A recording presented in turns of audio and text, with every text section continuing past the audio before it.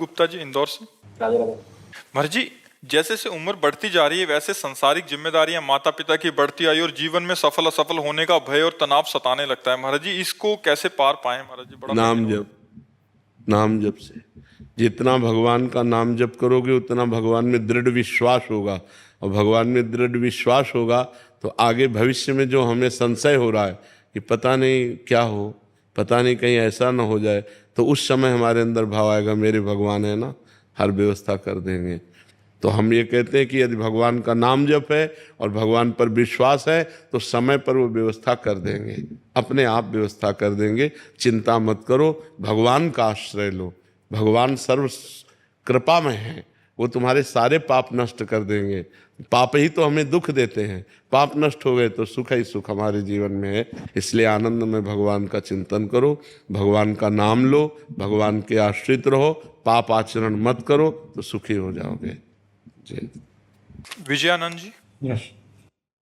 राधे राधे। महाराज जी, महाराज जी, क्या नाम जप से पढ़ाई, बल, बुद्धि आदि की उन्नति भी संभव है? जो राम राम नहीं कह पाते थे वो मरा मरा जप करके वाल्मीकि रामायण की रचना कर दी, जो संस्कृत से लिखी हुई है। आपका प्रश्न है, आज समझ पा रहे हो ना आप? नाम जप से क्या नहीं प्राप्त हो सकता? ककाहरा ना पढ़े हो और नाम जप तो वेदों का अर्थ वो बोल देगा, जो वेदों में लिखा हुआ वो अंदर से बोल देगा। नाम में सब कुछ विराजमान है, केवल नाम जप कर ले तो सब कुछ प्राप्त हो जाएगा, जो चाहे प्राप्त कर ले। हम कक्षा 9 पढ़े हैं गांव के स्कूल में, तो किसके बल से उत्तर दे देते हैं? नाम के बल से उत्तर दे देते हैं। हमको ये बताते थोड़ी कि हम क्या प्रश्न करने वाले हो, तो तुम्हारे सामने प्रश्न होता है तो किसके बल से बोल रहे हैं? नाम के बल से तो बोल रहे हैं। और रोज प्रश्न उत्तर होते हैं, वर्षों हो गए रोज प्रश्न उत्तर होते हैं। तो इसलिए नाम में सब कुछ विराजमान है। नाम के बल से हम रोगी होते हुए भी स्वस्थ जैसे बैठे हैं, नाम के बल से मरे हुए भी हम जिंदा बैठे हैं। और यही बल नहीं है, अपना कल्याण करना मुश्किल हो, हम हजारों को लेके जाएंगे, ये नाम का ही बल तो है। हाँ, मस्त एकदम। जी। बलराम गुजर जी, कोटा से। राधे राधे। राधे राधे। महाराज जी, महाराज जी, लोगों के साथ जब भी कुछ बुरा होता है या अनहोनी होती है तो बोलते हैं भगवान ने बहुत बुरा किया। तो महाराज जी, ऐसा कोई उदाहरण है जिसमें भगवान ने किसी के साथ बुरा किया हो? आज तक नहीं है, आज तक कोई उदाहरण नहीं। भगवान ने जिनको मारा है उनको वो परम पद दिया जो बड़े बड़े योगियों के लिए भी दुर्लभ है। बुरा करते हैं हम और जब उसका परिणाम आता है तो फिर भगवान को कोसते हैं। ये हमारी अज्ञान की धरा है, ये हमारे अज्ञान की बात है कि बुरा आचरण करते हैं हम और कोसते हैं भगवान को। जैसे हम हंसी की भाषा में कहें कि सूर्य की ताकत नहीं क्यों अंधेरा दिखा सके, क्योंकि वो जहां सूर्य होगा अंधेरा होगा ही नहीं। तो भगवान है मंगल भवन, तो भगवान मंगल भवन की ताकत ने किसी का मंगल कर दिया हो। 6 दिन के थे, छठी का उत्सव मनाया जा रहा था और पूतना नाम की राक्षसी स्तन में हलाहट जहल लगा करके भगवान को पिलाने के लिए पिलाया, तो भगवान ने उसे वो गति जो यशोदा मैया को दी। नरक जाना चाहिए, लेकिन भगवान ने वो गति दी जो यशोदा मैया को गति मिली, वही पूतना को गति मिली। ऐसे कृपालु भगवान है, वो कैसे किसी का मंगल कर सकते हैं? हम खुद पाप कर्म करके जब उसका फल भोगते हैं तब हम भगवान को कोसते हैं। जब मुर्गा की टांग खा रहे थे तब भगवान याद नहीं आए? जब शराब की बोतल पी रहे थे तब भगवान याद नहीं आए? जब पराई बहन बेटी की तरफ गंदी दृष्टि कर रहे थे तब भगवान याद नहीं आए? जब घूस ले रहे थे, जब बेईमानी कर रहे थे तब तुम्हें भगवान याद नहीं आए? दूसरे की हिंसा करने में भगवान याद नहीं आए? तो अब उसका जब फल आएगा तो फिर तुम्हें भोगना पड़ेगा। फिर अवश्य में वो भोक्तव्यम कृतम कर्म शुभाशुभम, तुम्हें भोगना पड़ेगा। भगवान आकाश की तरह है निर्मल, उनको वो कभी बहुत दयालु हैं, वो कभी बहुत दयालु है, कभी किसी का मंगल नहीं। आज तक हमें उदाहरण बता दो एक भी, जिनको मारा उनको वो पद दिया जो बड़े बड़े योगियों के लिए दुर्लभ है, जो बड़ी बड़ी साधना करके भी प्राप्त करना असफलता हाथ लग जाती है, उनको सफल कर दिया, राक्षसों को परम पद प्रदान कर दिया, अपना स्वरूप प्रदान कर दिया। महाराज जी छोटा सा बच्चा था, बच्चा चले गया, भगवान ने बुरा किया, मेरी नौकरी छूट गई, भगवान ने बुरा किया, तो ये किस कर्म कर्म कर्म कर्म कर्म अवश्य में भोक्तव्यम, कर्म का फल भोगना पड़ता है। ये भी हमारे ही है। हाँ, हमारे ही कर्म का फल है। उस बच्चे का कर्म फल, उसके संयोग में हमारा कर्म फल, ये बिल्कुल संयोग। अब आजकल लोग ध्यान नहीं दे, बच्चियों के साथ ऐसा दुर्व्यवहार हो रहा है, गर्भ हत्या करवा रहे हो, भ्रूण हत्या करवा रहे हो, इनका जब फल आएगा तो भगवान को कोसने से तुम बच जाओगे क्या? तुम्हें भोगना पड़ेगा। अवश्य में भोक्तव्यम कृतम कर्म शुभाशुभम। इसलिए डरो, इसको खिलवाड़ समझा जाता है, बहुत बड़ा महापाप है भ्रूण हत्या, गर्भ हत्या, ये महापाप है। और माताएं बहनें इस बात को समझ नहीं रही। और बेटी की तरफ ऐसी घृणित बुद्धि से देखा, बिटिया हो गई, हम तुम कहाँ से आए हैं? विचार करो, अगर स्त्री शरीर ना हो तो हमारी तुम्हारा सृजन कहाँ से हो जाए? अच्छा, बिटिया सब बंद हो जाए तो ये सब क्या होगा? पूरी सृष्टि रुक जाएगी। सृष्टि तो उन्हीं से है। तो ये बात समझ में नहीं आती लोगों के। और बच्चियों की हत्या कर देना, गर्भ में बच्चियों की हत्या कर देना, बच्चियों का अनादर करके ऐसे, तो ये सब महापाप है। कन्या हत्या देवी है, भ्रूण हत्या, ये सब बहुत बड़े बड़े पाप होते हैं जिनको हम पाप ही नहीं समझ। अच्छा, पराई स्त्री से व्यभिचार, ये आज खिलवाड़ समझा जाता है। नहीं तो जब उसका परिणाम आएगा तो फिर भोगना पड़ेगा, बुद्धि भ्रष्ट हो जाएगी। अब उन भ्रष्ट आचरणों का जब फल आएगा तब फिर कहा जाएगा यार ये तो बहुत गलत किया। भगवान गलत नहीं करते, हमारे कर्म आचरण जो हैं वो गलत है, वो न्यायाधीश हैं, वो ठीक न्याय कर देते हैं। जी बाबा जी 3 पुत्रियां हैं और मेरा जीवन ही बदला तब जब मेरी पुत्रियां। हाँ बिल्कुल ऐसा, बिल्कुल। और हम ये कहते हैं कि पुत्र ना हो और पुत्री हो, आप उसका पालन पोषण करो तो बुढ़ापा में पुत्र से ज्यादा प्यार पुत्रियां करती हैं। और लड़के जो हैं और पुत्रियां ना हो, फिर आप देखो कि कैसा व्यवहार होता है। आजकल किसी के लड़के अगर माता पिता को मान रहे तो भगवान को मनाओ कि बहुत बड़ी कृपा है तुम्हारी। नहीं, आजकल भाग्य से शायद हम बढ़ पा रहे हैं। बिल्कुल बिल्कुल बिल्कुल। प्रिया जी हिमाचल से। राधे राधे। महाराज जी माला जपने में और काउंटर से जपने में कोई अंतर है? हम कौन सा जप करना चाहिए? काउंटर और माला से, समय से, अंगुली से, कैसे भी जपो, ये तो बाहरी बात है। मेन बात है अंदर चलना। अगर आप अंदर राम बोल रहे हो, कृष्ण बोल रहे हो, राधा बोल रहे हो, उससे आपका मंगल होगा। काउंटर माला ये नाम चलाने के लिए है। अंदर नाम न चला और माला चला तो क्या कल्याण हो जाएगा? क्या नहीं होगा ना। तो माला एक निमित्त है, बात अंदर के। अंदर से हम बोले राधा, फिर ऐसे माला चलाया तो गणना में हमारा मन लग जाता है कि आज हमने 50,000 नाम जप किया, आज 60,000। तो उसमें चाहे काउंटर से जपो, चाहे माला से जपो, चाहे अंगुली गिनती से, जैसे भी बने, बात इसकी नहीं है, बात है अंदर जप की।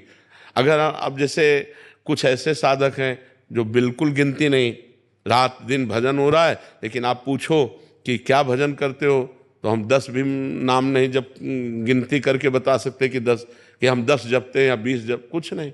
और रात दिन चल रही श्वासों की माला, गिनती भगवान कर रहे हैं। तो ये बात जिनके अंदर बैठ गई है वो तो अलग बात है, लेकिन जिनको बैठालनी है उनको माला से है, काउंटर से, इन सब का सहयोग लेना चाहिए। इससे भजन में बहुत वृद्धि होती है कि हमने देखा 20,000 नाम जप कर लेते, खुशी होती है ना। अब कल जब हमारे 18,000 होंगे तो हमको जलन होगी कि अभी 2,000 रह गए यार, चलो 2,000 और नाम जप कर लेते हैं। तो उससे नाम जपने में वृद्धि होती है। तो हमें लगता है जरूर माला और काउंटर आदि का सहयोग कर लेना चाहिए। बात हमारी जप से है, वो हमारे अंदर जो जप होता है उससे लाभ होता है, माला और काउंटर से नहीं।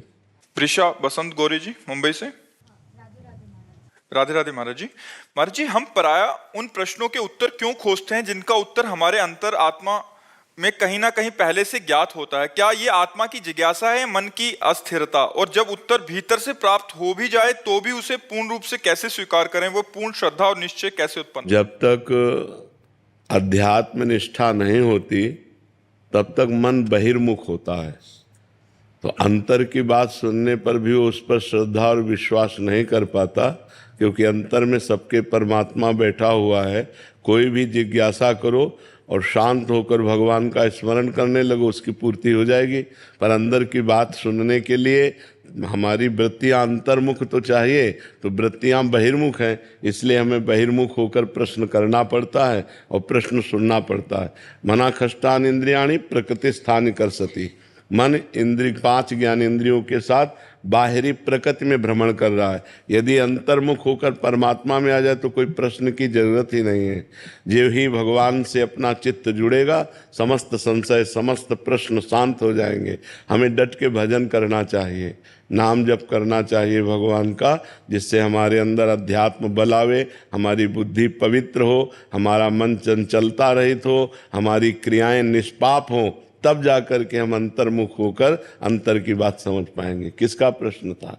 बात समझ पा रही ना जी? त्रिकम दास जी। राधे राधे महाराज जी। महाराज जी, ग्रस्त आश्रम जीवन में अपूर्णता होना स्वाभाविक है, जो जीवन को आगे अपने प्रभु के पास लेके जाती है। पर साधु जीवन की ऐसी कौन सी अपूर्णता है जो उसको ग्रस्त जीवन से ब्रह्मचर्य के अलावा अपने प्रभु तक लेके जा सकती है? भगवान के भजन की भूख। जितना भी भजन करो उतना थोड़ा लगता है। ऐसा लगता है कि हमारा जीवन अभी अधूरा है। रात दिन भजन करने पर भी भजन की इतनी भूख बढ़ जाती है, उसे कुछ शोभा ही नहीं देता। नहीं खान पान ते भावे है, नहीं कोमल वसन सुहावे है, सब विषय लगे ते खारा है, हरियासिक का मग्न्यारा है। जो भगवान का प्रेमी है वो निरंतर अतृप्त रहता है भजन में और तृप्त रहता है भोगों से। भोगों की तरफ कभी चित्तवृत्ति भी नहीं जाती, और परमात्मा में चित्तवृत्ति जोड़ने पर भी वो अनंत अगाध प्रेम समुद्र है, इसलिए कभी पूर्णता होती नहीं। इसमें पूर्णिमा कभी नहीं हुई। बढ़ता तो चंद्रकला की तरह रहता है।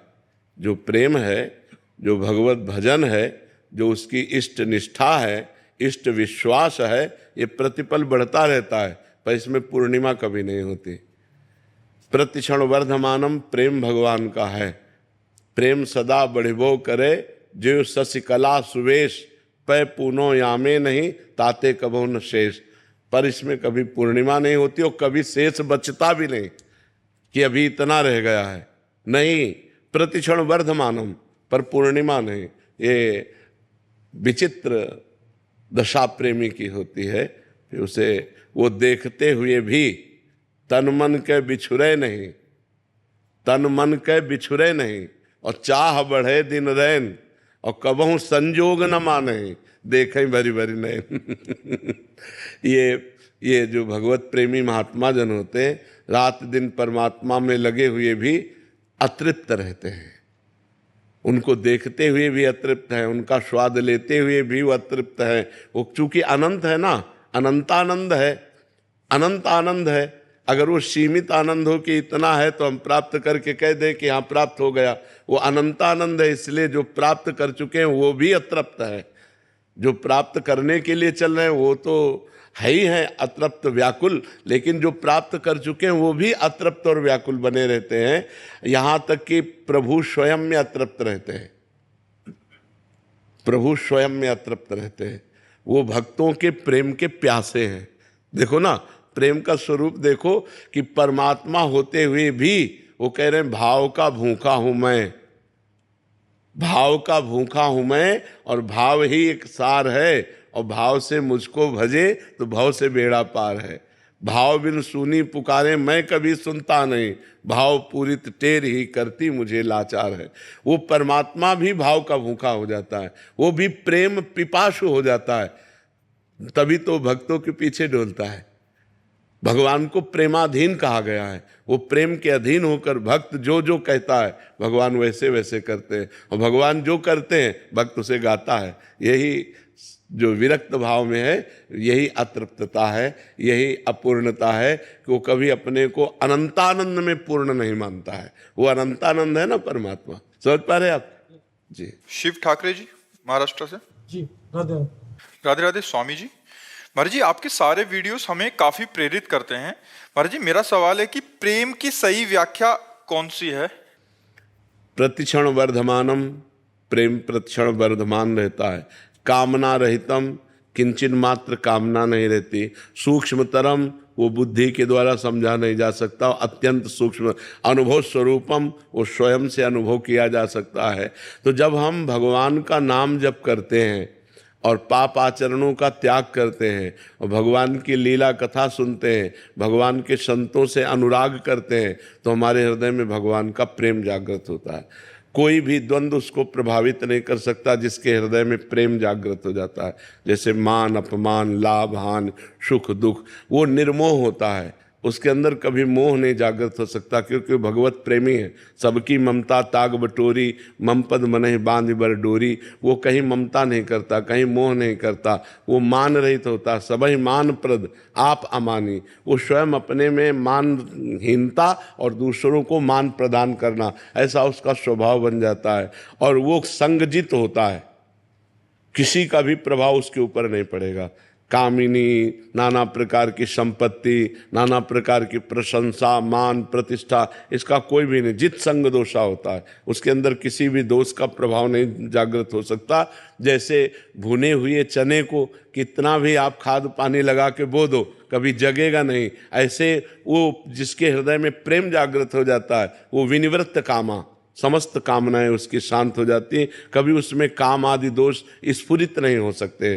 कोई भी द्वंद्व उसको प्रभावित नहीं कर सकता। सुख दुख में समान भाव रखता है। ऐसा महान सहनशील जो प्रेमी जन है, वही भगवान को अपने अधीन कर लेता है। तो प्रेम है सूक्ष्मतरम, अनुभव स्वरूपम, प्रतिक्षण वर्धमानम और कामना रहितम। कोई भी कामना नहीं रहती जिसके हृदय में, उसके हृदय में प्रेम जागृत होता है। समझ पा रहे हो?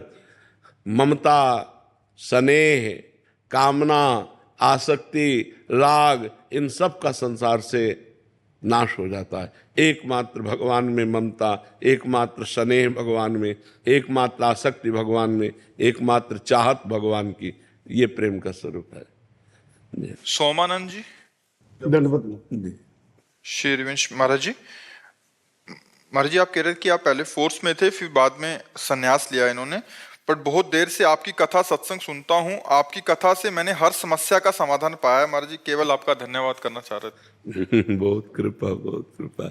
आप संतों की कृपा से ही जो कुछ वाणी निकलती है, वो संत कृपा से ही निकलती है। सानंद कुमार जी, गोरखपुर। राधे राधे महाराज जी, संपूर्ण सृष्टि की रचना ईश्वर द्वारा की गई है और सब कुछ पूर्व निर्धारित है। पहले इसको यहाँ समझ लेना, संपूर्ण सृष्टि की रचना ईश्वर ने की और स्वयं ईश्वर ही संपूर्ण सृष्टि बना। ये बात समझ रहे हो? संपूर्ण सृष्टि की रचना करने वाला भी वही, और जो रचना की गई वो भी वही बना हुआ है, दूसरा कोई नहीं है। वही परमात्मा एकोहम बहुश्यामा, मैं एक बहुत रूपों में हो जाऊं, वही बहुत रूपों में है। अब प्रश्न करो महाराज जी, सब कुछ पूर्व निर्धारित है, तो किसी व्यक्ति द्वारा प्रारंभ में गलत कर्म और किसी के द्वारा सही कर्म क्यों किए जाते? मनुष्य शरीर में पूर्व निर्धारित सुख और दुख है, कर्म नहीं। कर्म निर्धारित नहीं है।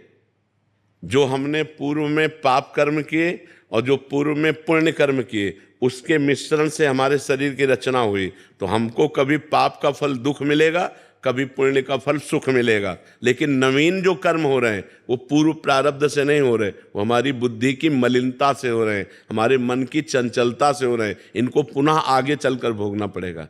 समझ पा रहे हो?